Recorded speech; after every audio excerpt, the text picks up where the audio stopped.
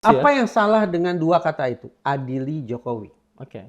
Tanda petik, sebejat-bejatnya orang yang bikin grafiti itu. Iya. Tanda petik, sejahat-jahatnya dia. Dia masih Dia ini tetap hukum pakai ya? kata adili. Adili ya. Dia tidak menghakimi. Betul. Pikiran untuk memidana orang yang bikin grafiti pun menurut saya sebuah pikiran yang mesum gitu. Iya. Kalau hukum dan politik sudah bercumbu, ini kan menjadi perzinahan yang tidak karu-karuan. Ya, gitu. betul. Apakah mungkin misalnya grafiti ini menjadi bola salju?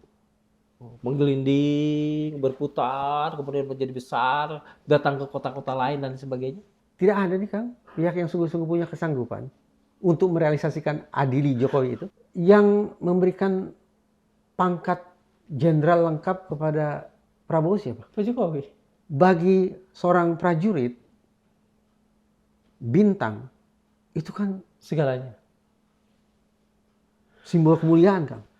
Oke. Jadi, bagaimana mungkin orang yang sudah mengangkat kemuliaan itu dimobilisasi otoritas penegakan hukum untuk membawa orang ini ke proses persidangan?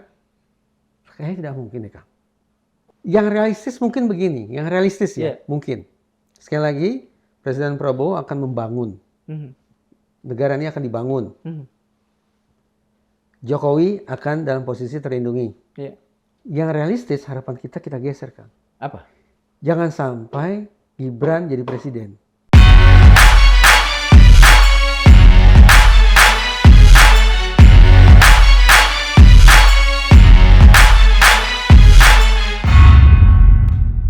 Bismillahirrahmanirrahim. Assalamualaikum warahmatullahi wabarakatuh. Waalaikumsalam warahmatullahi wabarakatuh. Bersama kita telah hadir pakar psikologi forensik Mas Reza Indragiri Amril. Mohon maaf ya. Saya kadang-kadang suka agak susah. Host yang agak kurang menghargai narsumnya kayak gini. Bukan. Kadang-kadang kalau sudah terlalu sangat dekat, kadang-kadang saya suka lupa ya. Tapi sebenarnya saya agak keberatan disebut-sebut pakai embel-embel pakar. Ini aja. Saya akan mengenalkan Mas Reza sebagai warga negara. Karena gitu persoalan aja. Ini kita juga akan ngomongkan sesuatu yang terkait dengan kita sebagai warga negara. Sobat Manilog, sekitar sepekan terakhir, tepatnya kalau dalam catatan media adalah tanggal 7 Februari, beredar banyak sekali grafiti atau tulisan-tulisan di dinding. Iwan Fals pernah menulis satu lagu coretan di dinding yang mengungkapkan unek-unek dan sebagainya. Grafiti ini beredar di Solo dan Yogyakarta. Kebanyakan bunyinya satu, adili Jokowi. Nah, untuk persoalan itu kita menghadirkan Mas Reza. Mas Reza, sebetulnya apa motif dari, katakan saja mungkin orang-orang ya, untuk menuliskan grafiti seperti itu, adili Jokowi, dan tempatnya adalah di pusat kegiatan Pak Jokowi saat ini di di Solo. Ya, kemungkinannya hanya dua saya pikir ya. Orang psikologi mengenal istilah katarsis. Jadi kalau kita pelepasan ya, meluapkan sampah-sampah batin, ibaratnya begitu ya. Kalau kita bersepakat bahwa motif di balik grafiti ini adalah spontanitas, katarsis, maka sudah. Orang yang membuat grafiti itu punya tujuan cuma satu. Apa? Melegakan hatinya. Sudah. Tidak ada yang lain misalnya? Melegakan hati terkait apa? Terkait dengan pihak yang dianggap sudah merampas keadilan. Yang bersangkutan tidak cukup punya power, tidak cukup punya kemampuan, tidak cukup punya kekuasaan, sehingga memilih cara-cara yang sangat bersahaja semacam itu. Cetusan hati yang sangat pribadi, tapi pada saat yang sama dia ingin cetusan hati itu diketahui oleh sebanyak mungkin umat manusia. Sehingga grafitinya ditempatkan di tempat umum. Kalau ada keinginan untuk melibatkan sebanyak mungkin umat manusia, dibaca orang, adakah kemudian di sana semacam tawaran lah untuk kalau begitu kan berarti bukan spontanitas lagi. Katarsisnya barangkali ada. Bahwa ya tidak usah jauh-jauh. Saya pribadi terus terang merasa kita harus melakukan sesuatu nih terhadap Presiden Jokowi yang paling tidak dalam sekian banyak kesempatan menurut saya tidak menepati perkataannya sendiri. Kita bisa bicara soal itu setelah. Yang saya katakan adalah kalau kita memandang bahwa grafiti ini bukan merupakan aksi spontanitas, berarti aksi yang terencana, aksi yang terorganisasi, maka patut diduga sebagaimana kita bicara tentang aksi-aksi berencana lainnya, sebutlah ada eksekutor, ada intelektual dader, orang menyebutnya sebagai otak yang mengotaki, sosok yang mengotaki, mungkin juga dalang ada yang, lah kalau dalam bahasa. Dalang, mungkin juga ada yang menyandang dananya dan seterusnya. Tapi bagi saya pribadi, apakah itu merupakan sebuah cetusan hati yang sangat pribadi, katarsis murni, ataukah itu merupakan sebuah hasil orkestrasi? Bagi saya tidak ada persoalan. Kalau katarsis pribadi, dia tadi Mas Raja mengatakan tidak ada keinginan yang lebih jauh. Tapi kalau misalnya ada raison d'être di belakangnya dan itu kemudian diorkestrasi, ya mungkin dia mengharapkan sesuatu, mungkin berupa gerakan atau apa, kan berbeda. Oh ya jelas, kalau tadi saya katakan kalau kita sepakat ini merupakan sebuah aksi yang terorkestrasi, berarti ada eksekutor, ada dalang dan seterusnya, maka perlibatan sumber daya tentu ada lah. Entah itu sumber daya finansial atau sumber daya yang sifatnya lebih profound, yaitu spirit, solidaritas, kesamaan pola pikir, itu kan juga merupakan sumber daya sesungguhnya. Jadi kita juga tidak bisa serta-merta menganggap bahwa betapapun ini terorkestrasi, niscaya ini adalah motif rendahan, motif kaum primitif yang masih terpaku di dasar piramida kebutuhan Maslow. Tidak seperti itu juga. Gitu. Contoh waktu, ya udah berulang kali lah. Tahun 97 waktu lengser Pak Harto, kita tahu kan banyak grafiti. Waktu pergantian dari era Bung Karno ke Pak Harto, Orde Lama ke Orde Baru disebut seperti grafiti itu. Grafiti juga. Zaman kemerdekaan, merdeka atau mati, begitu juga. Jadi sekali lagi. Merdeka atau mati, Bung ayo Bung. Ya, kalau kita lihat di buku 75 tahun Indonesia Merdeka zaman kita SD itu. Zaman saya SD maksudnya. Ada seperti itu. Bahwa kemudian orang menyikapinya sebagai sebuah vandalisme, ya oke lah. Tetapi juga jangan terlalu didramatisasi. Disikapi dengan bombastis, sehingga seolah-olah negara kita dalam keadaan bahaya. Sehingga talenta bukan hanya mekanisme pidana yang harus digerakkan. Menurut saya itu menjadi suatu hal yang berlebihan. Mas begini, saya kebetulan sempat membaca ya beberapa waktu lalu bahwa grafiti pertama di dunia itu tidak berupa coretan yang ada di piramida. Artinya itu 5.000 tahun sebelum Masehi di Mesir. Tetapi di Sulawesi 40.000 tahun yang lalu. Apa isinya? Lebih pada bentuk-bentuk gambar yang beberapa juga belum bisa dialih bahasakan lah, katakan seperti itu. Diterjemahkan ya? Nah, ya, dengan melihat ini, apakah bisa kita mengatakan bahwa sesungguhnya budaya grafiti itu justru ada dalam masyarakat kita dan genuine? Loh, budaya tulis sudah lama kan?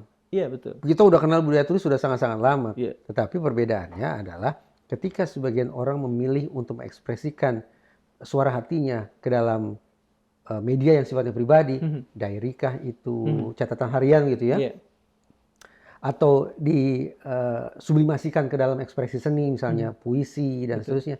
Ternyata ada orang yang memilih cara-cara yang lebih eksplisit, yaitu agar suara hati yang pribadi ini diketahui oleh sebanyak mungkin khalayak. Jadi dengan kata lain ya, menurut saya hal biasa saja lah. Gitu. Cuma yang saya khawatirkan adalah kalau lagi-lagi ada penyikapan yang menurut saya overdosis. Masih ingat tidak? Beberapa bulan atau tahun silam, itu sempat ada grafiti tulisannya kurang lebih Jokowi not found. Seperti bahasa komputer gitu. Kemudian dikabarkan lah bahwa polisi dari satuan... itu 2 tahun yang lalu. 2 tahun lalu ya? 2 tahun yang lalu. Kemudian dikabarkan ada polisi yang mencari-cari gitu. Kayak gitu, 404 atau 414. Ya, bukan 303 ya? Betul, bukan. 303 apa? Saya nggak tahu juga. Konsorsium itu. Konsorsium judi. Ya, kita nggak bicara soal itu. Saya pendek. Nggak bicara itu. 404 ya. 404, Jokowi not found. Kalau 212 apa? 212, itu ini, momentum katakan saja kebangkitan umat untuk menyikapi sesuatu. Bukan Wiro Sableng ya? 212, enggak, saya tidak ingat itu. Saya ingatnya Habib Rizik kalau 212. Kembali ke pokok persoalan, saya mau bilang apa jadi. Waktu itu menurut saya ada polisi. 404 itu. Ya, ada reaksi yang menurut saya berlebihan. Betul. Langsung dikabarkan di media bahwa polisi mencari siapa gerangan orang yang sudah membuat grafiti itu. Konon begini, zaman Tito Karnavian menjadi Kapolri ya, singkat saya pernah ada narasi tentang democratic policing, perpolisian demokratis. Kemudian ada juga buku yang ditulis oleh Tito Karnavian, Profesor Tito Karnavian dan Profesor Hermawan Sulistyo. Mas Kiki. Iya, Mas Kiki. Ya, kita bisa membuat pembahasan panjang tentang apa itu perpolisian demokratis. Kalau disingkat yang saya pahami, perpolisian demokratis itu betapa polisi itu mencoba untuk membaca arah zaman. Bahwa sekarang demokrasi iya, sehingga polisi juga harus bertransformasi. Lalu di mana gerangan atau bagaimana gerangan cara polisi menempatkan dirinya dalam era demokratis macam itu, sehingga bisa disebut sebagai perpolisian demokratis. Polisi titik awalnya harus berangkat dari keinsafan bahwa setiap orang akhirnya punya hak untuk bersuara. Titik berangkat dari situ tuh. Dan itu juga kan didukung undang-undang pasal 28. Tepat, undang-undang dasar. Betul. Namun pada saat yang sama polisi juga punya kesadaran bahwa mereka tetap harus melakukan apa yang disebut sebagai to serve and to protect. Berarti menjaga ketertiban, mencegah terjadinya huru-hara itu jadi suatu agenda juga tidak bisa dikesampingkan. Nah, bagaimana menjaga keseimbangan dua hal itu? Itulah esensi dari perpolisian demokratis. Yang demokratis tadi. Mas, sebelum kita ngomongin perpolisian ya, saya ingin ngomongin ini nih. Apakah misalnya tadi grafiti digital yang sempat muncul 2 tahun lalu, kemudian yang sekarang yang lebih kini ya, Adili Jokowi, apakah itu sebuah cermin bahwa sebuah tanda adanya civil disobedience, pembangkangan publik? Itu menurut saya narasi yang terlalu bombastis ya, dramatis ya. Apa yang salah dengan dua kata itu, Adili Jokowi? Tanda petik, sebejat-bejatnya orang yang bikin grafiti itu. Tanda petik, sejahat-jahatnya dia. Dia tetap pakai kata adili. Adili ya. Dia tidak menghakimi. Betul. Tapi adili. Jadi apa yang salah? Dia masih percaya hukum kan? Betul. Nah, dia masih berharap itu. Jadi apa yang salah dengan itu? Karena itu menurut saya, lah, anggaplah ini sebagai vandalisme ya. Barangkali membuat kotor fasilitas publik. Tapi saya tidak membayangkan bahwa perlu ada, bahkan jangankan langkah, pikiran untuk memidana orang yang bikin grafiti pun menurut saya sebuah pikiran yang mesum gitu. Keterlaluan ya. Yang keterlaluan. Apa namanya? Keterlaluan. Apa yang salah dengan itu? Loh, pastilah itu bersangkut paut dengan kebijakan-kebijakan Jokowi semasa presiden kan? Betul. Kemudian orang berargumentasi yang namanya kebijakan tidak bisa dihukum. Iya. Hanya bisa dihakimi dengan politik juga. Kalau tidak setuju jangan pilih gitu. Saya bertanya-tanya loh dengan anggapan seperti itu bahwa yang namanya pembuat kebijakan itu tidak bisa diproses hukum. Saya bertanya-tanya tentang seberapa jauh itu bisa kita konsekuen dengan itu. Contoh ya, tidak lama setelah Presiden Soeharto turun dari kekuasaan, ada kan persidangan? Ada di Ragunan. Di Ragunan, di Kementerian Kehutanan, Departemen Kehutanan. Kehutanan atau Pertanian, Mas? Pertanian. Seperti itu ya. Memang mantan Presiden Soeharto tidak pernah berhasil dihadirkan di persidangan. Kabarnya karena sakit. Tapi yang jelas ada loh mekanisme pengadilan yang negara selenggarakan untuk meminta pertanggungjawaban, bukan politik, meminta pertanggungjawaban hukum. Kepada Presiden Soeharto terkait dengan kebijakan yang sudah dia hasilkan.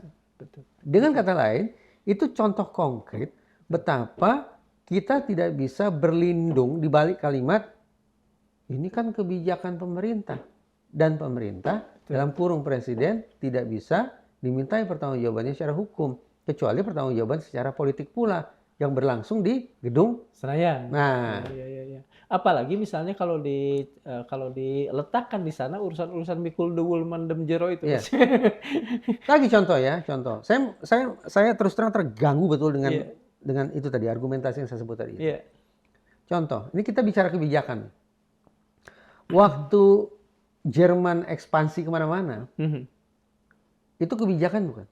Kebijakan Hitler. Waktu Jepang ekspansi ke Asia, kebijakan Hirohito itu kebijakan bukan? Kebijakan Hirohito lah. Kebijakan. Faktanya ada loh. Nuremberg. Apa itu? Betul.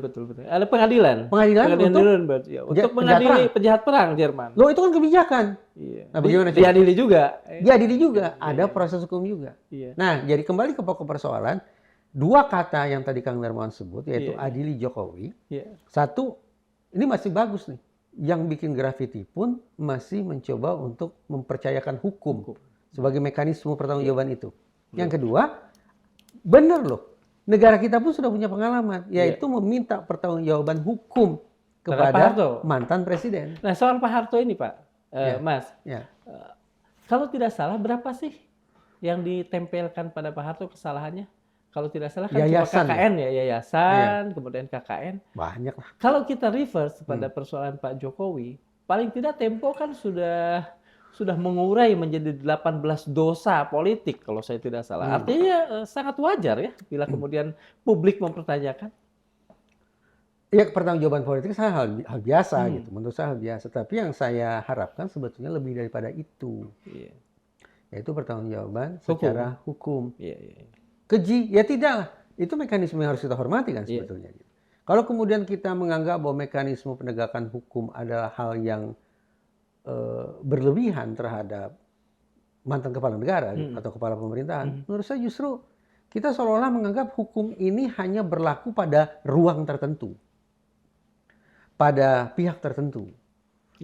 Tetapi ada ruang yang tidak bisa dimasuki oleh hukum, ruang yang berkonotasi dengan kekuasaan. Apakah misalnya kalau yang dilakukan tadi seperti itu, arus besar pemikirannya seperti tadi, tidak ada yang kebijakan tidak bisa diadili, itu apakah juga kemudian berimplikasi bahwa kita menjadi negara kekuasaan? Ya, bukan negara hukum, bisa begitu nggak? Sudah lama itu jadi perbincangan publik. Bagi saya, saya angkat lagi. Ya, saya notabene kan mencoba belajarnya psikologi forensik. Jadi mau tidak mau bicara tentang forensik dalam kurung hukum, pasti yang seketika muncul di benak saya adalah otoritas penegakan hukum. Siapa itu? Ada hakim, ada jaksa, advokat. Tapi terus terang bisa tidak saya pungkiri, yang paling depan berada di kepala saya ketika bicara tentang penegakan hukum adalah otoritas kepolisian. Sehingga pertanyaan Kang Darmawan tentang apakah Indonesia bisa disebut sebagai negara kekuasaan, saya ubah sedikit tuh kemasannya. Apakah otoritas penegakan hukum dalam kurung kepolisian bercumbu dengan politik?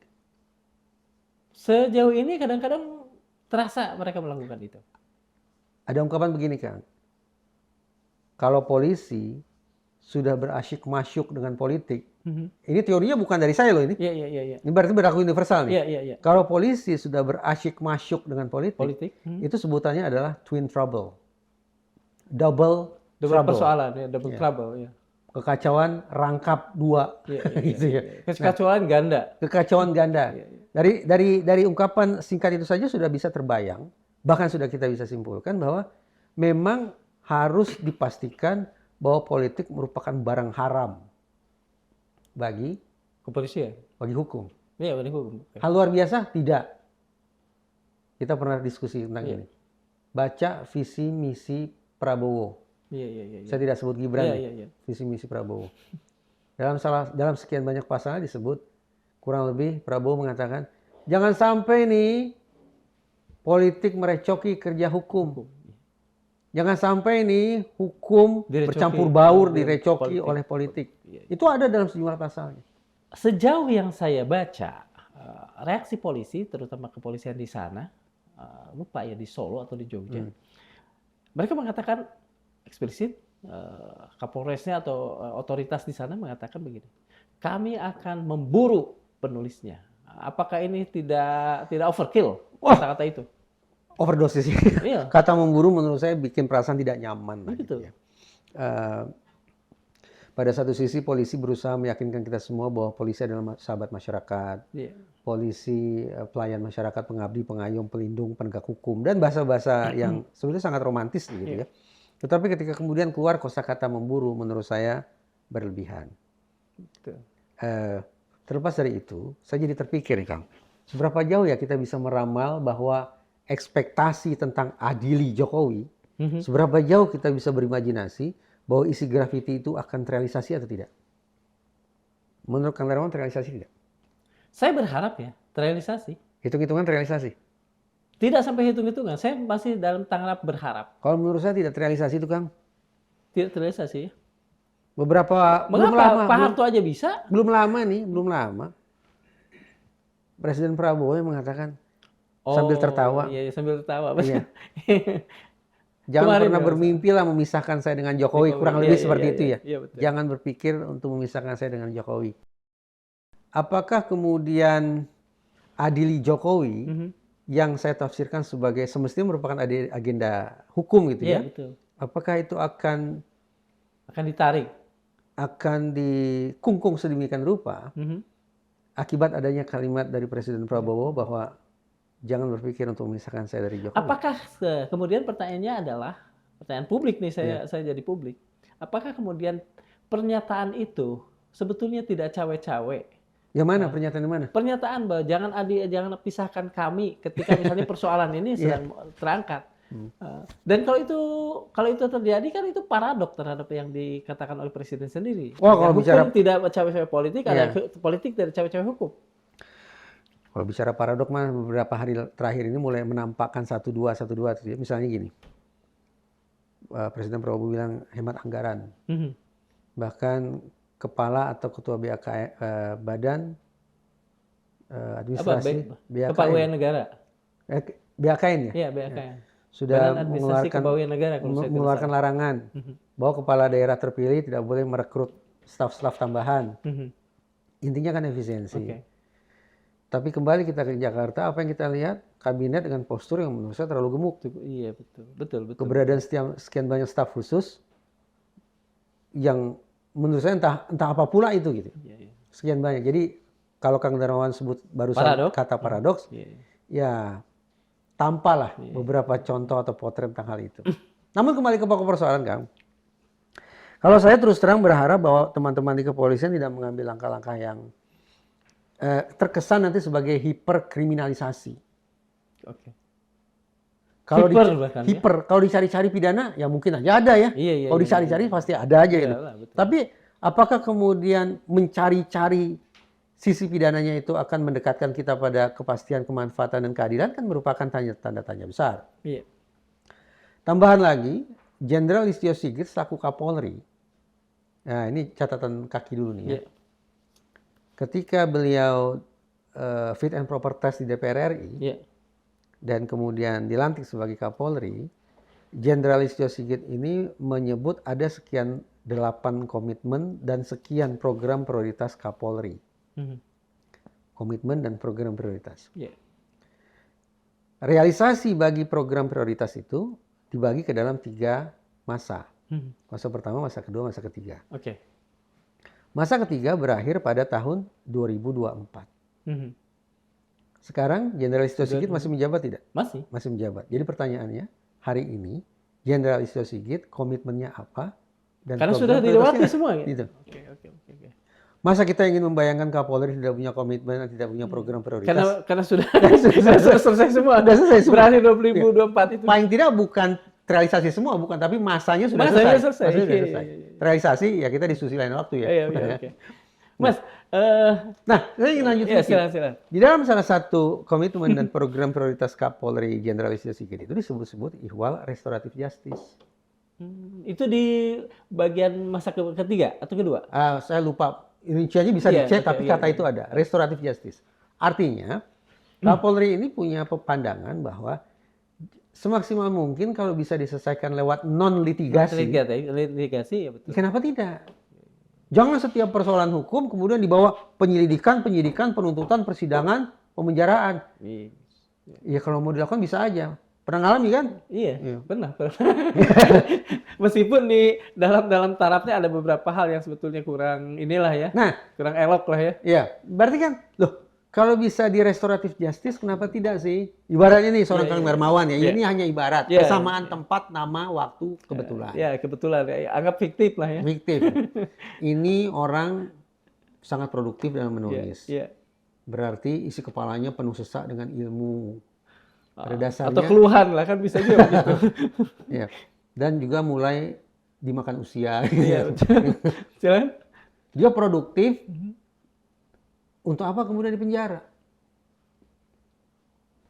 Ke kaum intelektual, ke kaum cendekiawan, ke wartawan, apa manfaatnya coba di penjara? Supaya tidak jadi residivis gitu. Bagaimana memang pekerjaannya adalah menulis gitu. Betul. Supaya tidak residivis bagaimana? Mungkin memberikan jeri jerah. Bukan jeri, kalau jerah ke saya. Mungkin jeri ke yang lain. Oh. Ini bahasa teori. Deterrence effect. Efek tangkal, efek jerah itu ada 2. Ada yang langsung, ada yang tidak langsung. Yang langsung adalah bagaimana seorang Darmawan Supriyosa di penjara supaya tobat tidak mengulangi perbuatannya. Sementara efek tangkal, efek jera tidak langsung adalah agar bagaimana ini wartawan-wartawan forum keadilan tidak mengikuti jejak serupa. Gitu. Nah sekarang tapi kembali ke pokok persoalan. Anggaplah penulis grafiti itu ditangkap, kemudian diproses secara litigasi, penyidikan, penuntutan, ujung-ujungnya pemenjaraan. Manfaatnya apa? Betul. Di satu sisi, polisi, paling tidak polisi di sana mengatakan buru, kami akan memburu. Di mana sih itu? Solo kalau nggak salah. Sementara Pak Jokowinya sendiri, kalau saya tidak salah membaca, pada tanggal 7 Februari kemarin mengatakan bahwa grafiti itu sekadar semacam curhat yang terbuka lah, ekspresi yang terbuka. Saya begini, pertanyaan saya begini, apakah ini tidak akan memicu satu, saya akan terangkan ya, satu efek Streisand. Nah, jadi begini ceritanya. Pada tahun 2003 itu ada seorang fotografer, kalau nggak salah Kenneth Edelman atau apa, ketika dia sedang mengerjakan proyek yang bersangkutan dengan abrasi pantai di California, dia tidak sengaja memfoto rumahnya Barbara Streisand. Kemudian tersebarlah ininya, fotonya.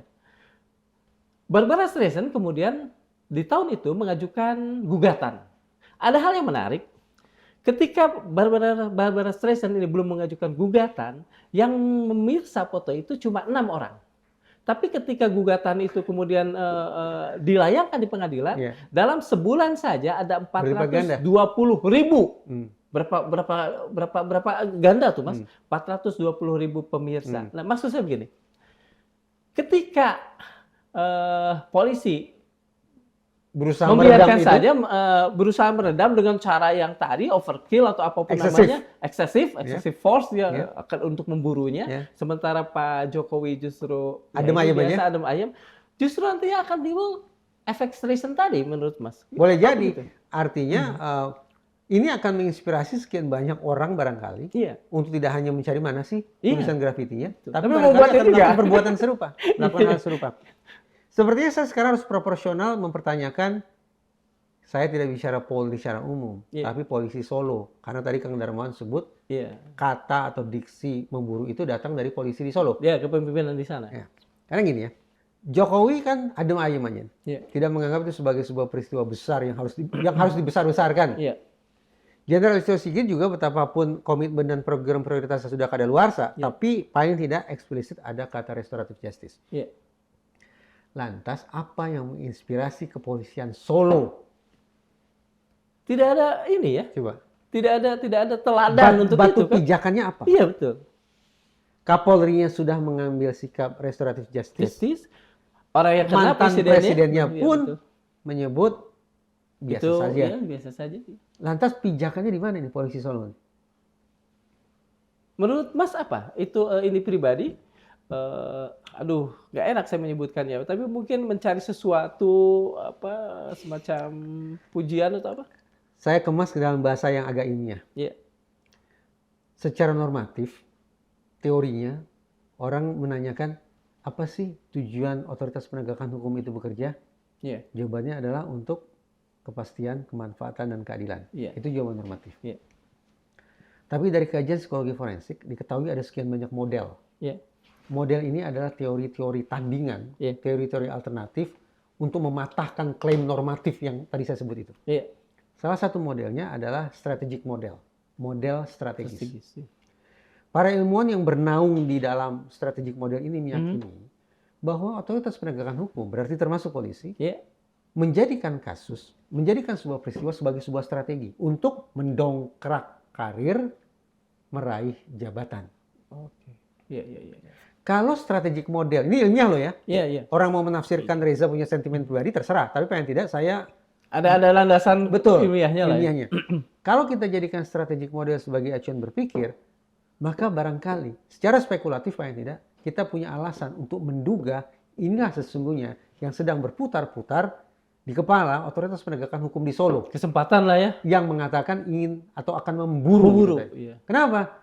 Menjadikan peristiwa, menjadikan kasus, menjadikan manusia dalam kurung warga negara sebagai alat untuk mendongkrak karir di- mencapai jabatan tertentu.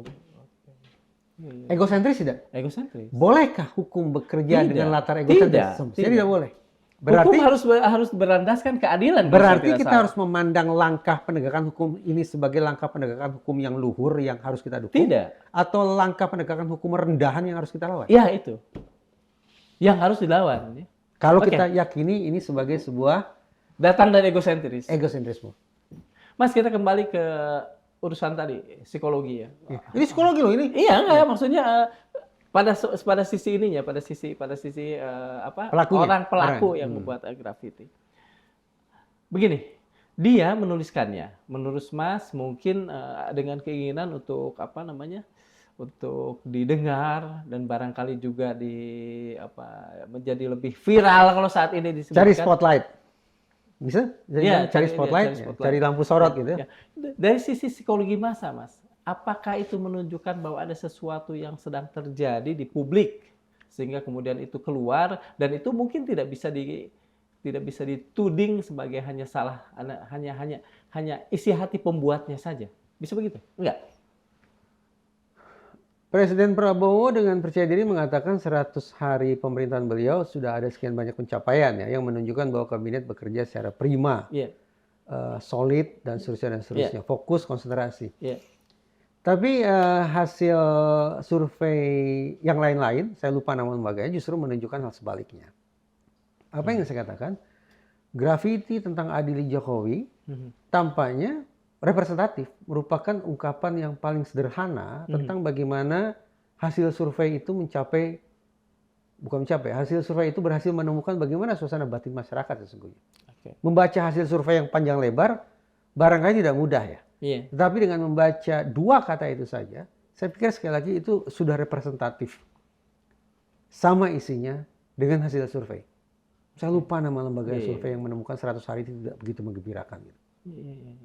Mas, begini, apakah mungkin misalnya urusan ini atau graffiti ini menjadi bola salju?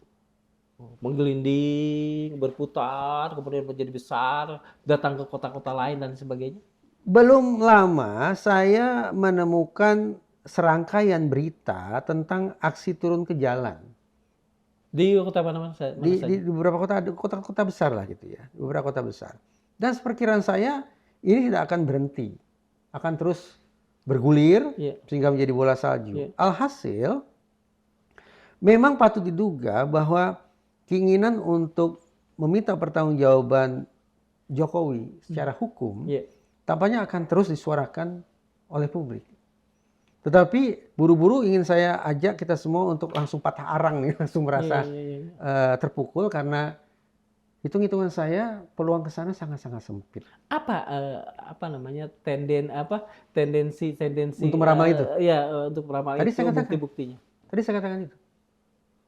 Bahwa ini yang terus terang buat saya agak kecewa ya. Ketika Presiden Prabowo mengatakan yang tadi yang diketawa itu, urusan ketawa itu tidak akan dipisahkan dari Jokowi. Di samping juga sekian banyak pengamat sudah menyebut bahwa otoritas penegakan hukum kita juga masih belum sungguh-sungguh berdiri di atas kemandirian. Kalau misalnya begini, Mas. Di satu sisi, katakan saja kalau apa yang dikatakan Presiden itu kemudian menjadi sikap pemerintah lah. Dan biasanya kan begitu. Sikap pemerintah begitu. Tidak ditarik pada sesuatu yang lebih pribadi. Tidak ada yang akan memisahkan kami. Dan jangan coba-coba memisahkan kami. Anggaplah kalau misalnya proses mengadili ini dianggap sebagai upaya untuk itu ya. Mana yang akan lebih kuat? Keadilan rakyat kalau itu keinginan rakyat kalau itu genuine dengan keinginan pemerintah. Kang Darmawan, upaya untuk membawa Jokowi ke ranah hukum sudah berlangsung beberapa kali loh. Kasus ijazah palsu. Terus belum lama ini juga bergulir kan ya, kalau tidak salah kasus hukum lainnya gitu. Tapi kita tahu bagaimana ujung akhir dari kasus persidangan ijazah palsu. Jadi saya memang sampai saat ini masih belum teryakinkan bahwa ada pihak yang sungguh-sungguh punya kesanggupan meminta pertanggungjawaban secara hukum terhadap Presiden Jokowi. Saya tidak yakin. eh, MK memang agak jauh ya. MK merupakan potret tentang bagaimana lembaga penegakan hukum juga terkebiri. Mahkamah Agung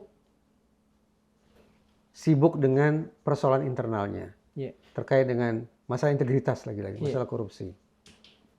Polri saat ini sedang berada pada titik terendah ketika disurvei terkait dengan kepercayaan publik. Mana lagi? KPK. Berulang kali kita berbincang tentang KPK. Saya sendiri mengatakan saya masih trauma oleh Firly Bahuri.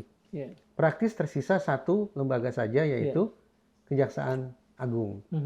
Tapi sepemahaman saya, tolong saya dikoreksi, Kejaksaan Agung adalah juga lembaga yang akan berperan sebagai pengacara bagi kepala negara. Itu yang saya pahami. Tolong saya dikoreksi kalau tidak. Jadi dia tidak pada sisi untuk menggugat bahkan.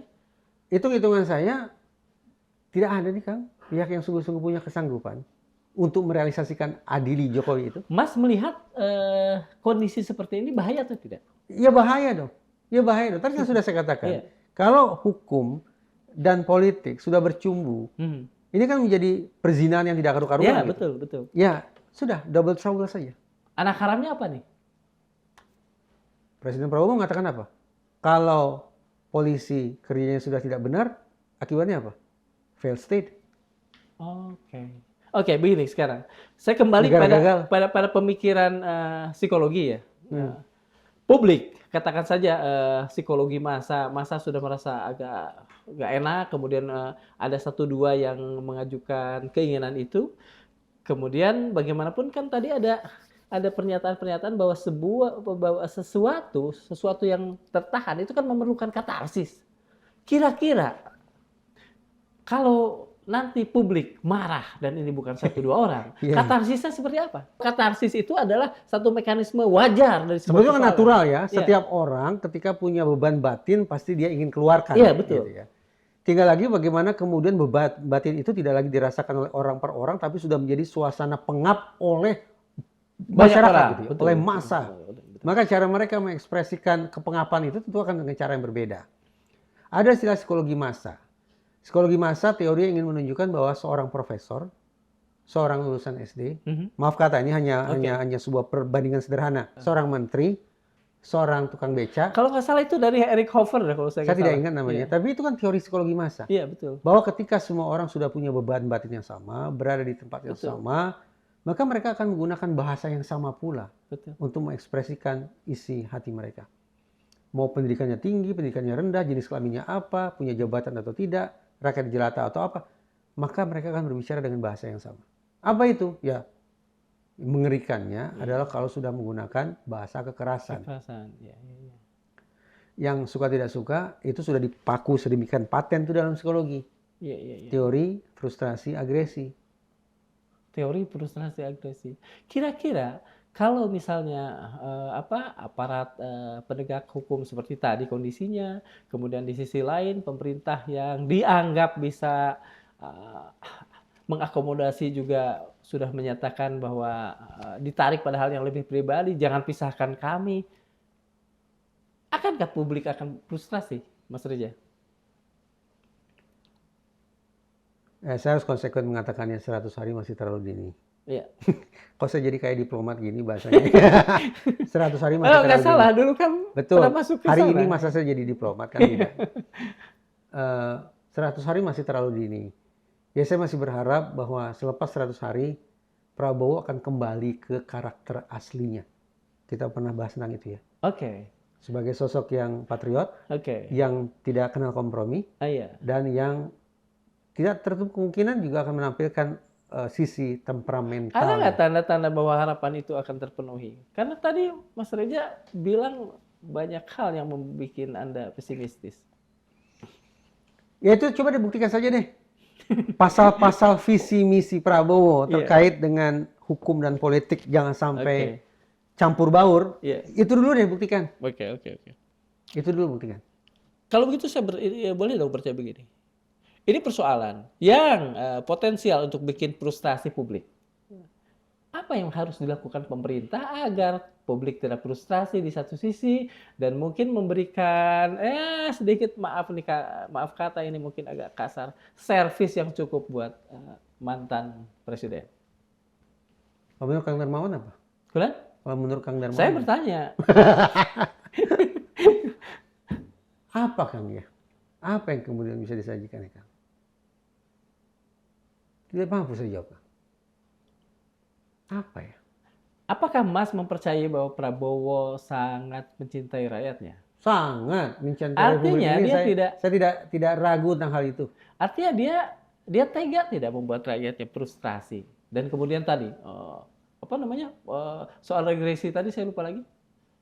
Frustrasi agresi. Sehingga menghasilkan kekerasan. Mungkin begini ya, Prabowo akan tetap mencoba menata Republik kita. Tempo hari pernah saya katakan, bahkan hingga derajat tertentu barangkali demi demokrasi itu sendiri, Prabowo akan mengambil langkah-langkah yang kontra demokrasi. Tapi sebagai insan yang punya kedekatan personal dengan Jokowi, saya pikir tetap Jokowi akan dalam posisi tanda petik terlindungi. Terlindungi dalam pengertian bebas rong-rongan. Konkretnya, ya kita tidak akanlah, Indonesia tidak akan pernah menyalakan sebuah mekanisme penegakan hukum bagi Jokowi. Tidak akan melakukan apa yang pernah dilakukan karena terhadap secara, Pak Harto, almarhum. Tidak akan. Saya yakin tidak akan. Karena apa? Sebelumnya saya ditanya kenapa. Silakan. Jadi saya sebutkan ada kedekatan pribadi ya. Kedekatan pribadi itu wujudnya apa? Yang memberikan pangkat jenderal lengkap kepada Prabowo siapa? Pak Jokowi. Setelah dia tahun 97-98 kan ya? Iya, betul. Berada dalam titik nadir dalam karir militernya. Kemudian dia dimuliakan kan? Kasih bintang lengkap. Segala pihak yang nyinyir terkait dengan HAM dan seterusnya, itu kan berhenti ya? Berhenti. Ya. Atau dibiarkan lah gitu.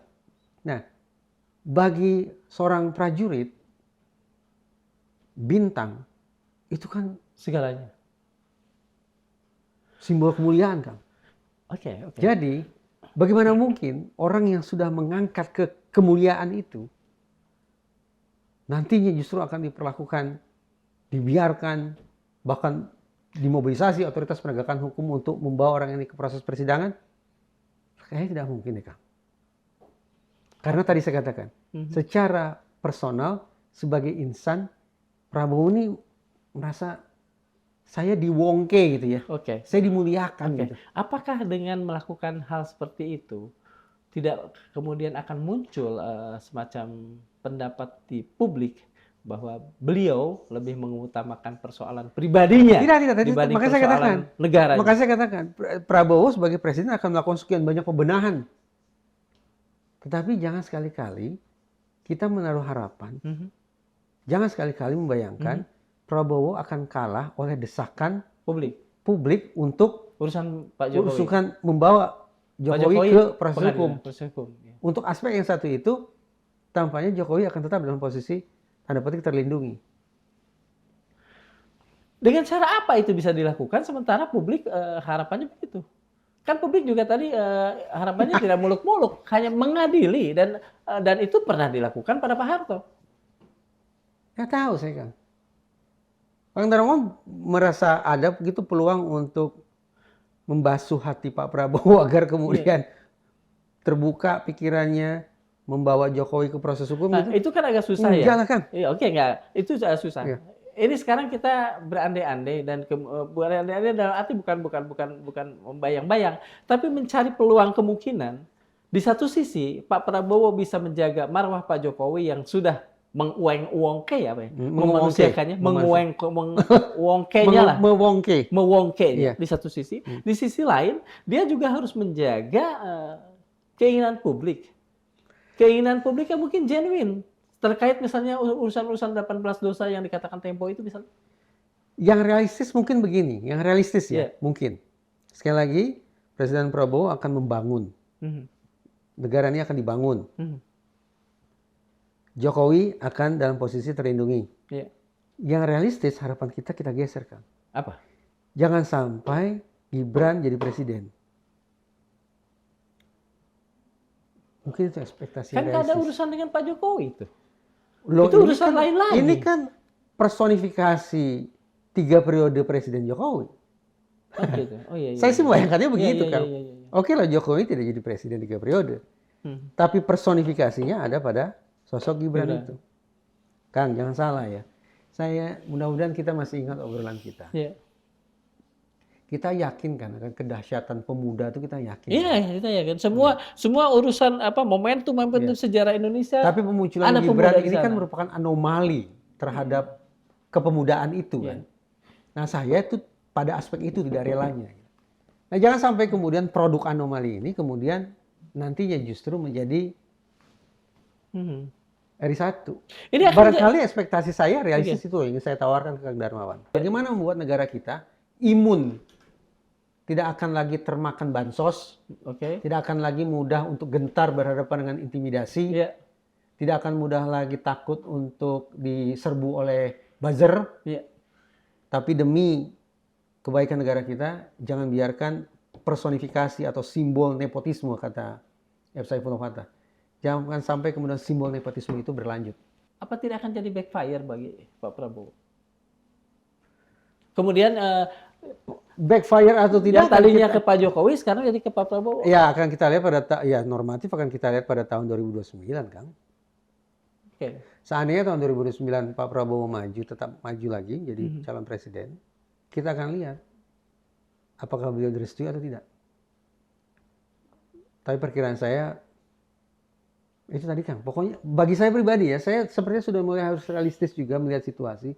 Tidak mungkin bagi saya untuk terus-menerus menaruh harapan bahwa akan ada sebuah mekanisme pertanggungjawaban hukum terhadap mantan Presiden Jokowi, sebagaimana yang dulu pernah kita coba lakukan terhadap mantan Presiden Soeharto. Dengan fakta-fakta yang tadi Mas Reja katakan. Tapi tidak memutus nepotisme itu. Kita ambillah Pak Jokowi dari persoalan ini. Ya. Kita kemudian kembali pada urusan graffiti. Graffiti. Dalam sejarah, urusan graffiti ini kan sempat ini urusan yang kemudian ternyata powerful. Graffiti ini betul-betul powerful. Graffiti yang ditulis di tembok Berlin berhasil meruntuhkannya. Ya. Graffiti yang ditulis di toko-toko ketika 45 merdeka atau mati, kemudian Indonesia tidak akan pernah lagi dijajah dan sebagainya. Terbukti sampai hari ini kita relatif masih merdeka. Apakah ada kemungkinan l'histoire se répète itu berulang? Tembok Berlin berhasil, kemudian yang itu berhasil, dan ini juga akan berhasil. Adili Jokowi ini dengan bentuk yang tidak seperti tadi. Saya bukan pengamat sejarah yang baik, tapi bisa tidak kalau saya katakan sekian banyak momentum penting di negara kita, terutama sekali terkait dengan pergantian kepemimpinan, itu memang harus mendapatkan dukungan dari militer. Benar tidak? Ya. Kalau saya berteori begitu. 98 juga begitu emang. Iya. 98, 96 begitu juga ya betul. Alhasil pertanyaan Kang Darmawan itu akan terjawab ketika kita mampu menakar di mana gerangan militer akan mengambil posisinya. Oke. Namun, lagi-lagi saya mau menggunakan kata namun. Saya pikir kehadiran seorang Prabowo Subianto sebagai panglima tertinggi Angkatan Bersenjata akan membuat militer kita dalam kondisi sangat solid dan tidak mungkin mengambil posisi yang berseberangan dengan pemerintah.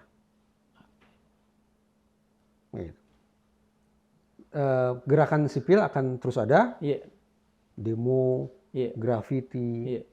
Tetapi sekali lagi, kalau kita bersepakat dengan teori bahwa rubuh tegaknya, lurus bengkoknya akan sangat ditentukan di mana militer mengambil posisi, ya pergerakan sipil akan terus berlangsung, tapi kemudian tidak akan mencapai sebuah titik didih ketika terjadi situasi yang sangat drastis, termasuk dibawanya mantan Presiden Jokowi ke Mahkamah Hukum. Sobat Madilog, di tembok-tembok kota yang bisu, suara rakyat kini berseru, adili Jokowi. Coretan liar yang tak tersusun rapi itu menjelma ayat-ayat kegelisahan gema dari hati yang letih menanggung janji-janji tanpa bukti. Seperti yang dikatakan Voltaire, jika ingin tahu siapa yang menguasai, lihat siapa yang tidak boleh Anda kritik. Maka ketika kuasa negara memburu tangan-tangan yang menulis di dinding, pertanyaan pun berhambur, berdesing. Siapakah yang sesungguhnya sedang diadili? Mereka yang mencoret atau pemimpin yang kian membangun sanksi? Di masa lalu, grafiti adalah tanda zaman yang bergolak.